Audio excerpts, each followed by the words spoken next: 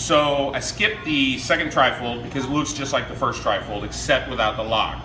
No more fat is going into the dough. So all I did was take my dough, sheet it out, fold it into thirds, and you have what you have here. And so when it finished, it's like this. Now we can't go directly to the last fold, so we put it in the cooler, but when I bring it out, now I'm going to give it its turn. And again, this is where that term comes from. We're turning the dough. So, you know, and I like to think of it as the gluten learns. And as you roll it long one way, the gluten begins to stretch that way, and it's like, I'm not going any further. So you turn it 90 degrees, and it helps it really does help it roll. So I'm gonna put a little flour on here, and this time it's gonna get a little different. Two things. One, it's gonna be a little more resistant, but you wanna just take it easy. Don't try to force it, okay? Pressure will be your enemy. Just back and forth, side to side. And that whole idea of gluten learning, that becomes valuable when you're rolling a dough like this too. If it becomes really stiff this direction, try going this direction. Oftentimes you'll get a lot of ground going the other direction, and then once you've rolled that way for a little while, you can go back the other way, and it'll start moving for you again.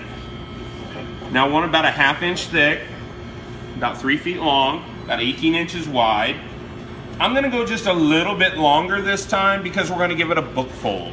So the dough will be cut into 4 pieces, and then we will fold it up. And when you do that, if your dough's not long enough, you're gonna make a really fat dough piece that's gonna be hard to roll later on. Everything seems to be moving really well. As I'm rolling, I'm watching the dough. Make sure it's kind of squirming under the pin, just like pie dough. Still not rolling off the edges.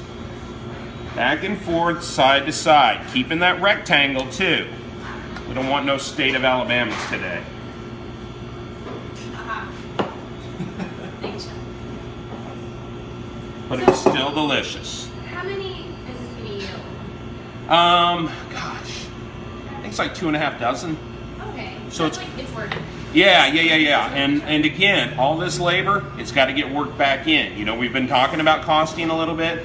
We're going to start thinking about our labor costs too, and how much we've got in this. That goes, you know, that doesn't get added to the cost of the ingredients, but we have to think about that, and we have to price accordingly. So I'm going to take off any excess flour. I did a pretty good job. There isn't much. Fold it back further than halfway. I'm going to take the flour off the bench so I don't lay it back into flour. I'm going to take the flour off the dough.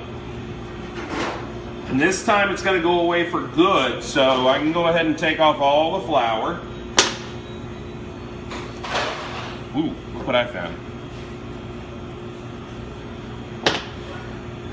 Further than halfway, so that I'm sure that I'm getting all the flour off. You know, and you're ultimately going to roll this dough in flour, so it wouldn't hurt if you left a little on the outside, but that might also absorb into the skin and cause a heavier crust to form, which is not ideal.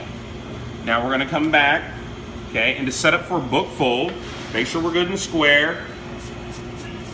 Bring in this side and bring in this side. These two sides should look the same. And you don't really want to butt them up. You want to leave about a finger's width in between them. If you butt them up when you go to close the book or fold them up, it's going to squeeze this dough really hard, and we don't want that. We want this to be gentle, because the two ends will jam together and then they'll force out. And so as long as they look relatively similar, everybody's nice and even, now I close the book. And that's the book fold, and you can see we've got 4 good layers along this edge, 4 good layers along this edge. Nice and square. That's a beautiful piece of dough right there. Got that butter rolled in. Okay, nice and even. Now I'm going to overwrap it in plastic. I'm going to put a piece of tape on there, what it is, whose it is, and the date. We're going to stick this in the cooler. We're going to retard this overnight.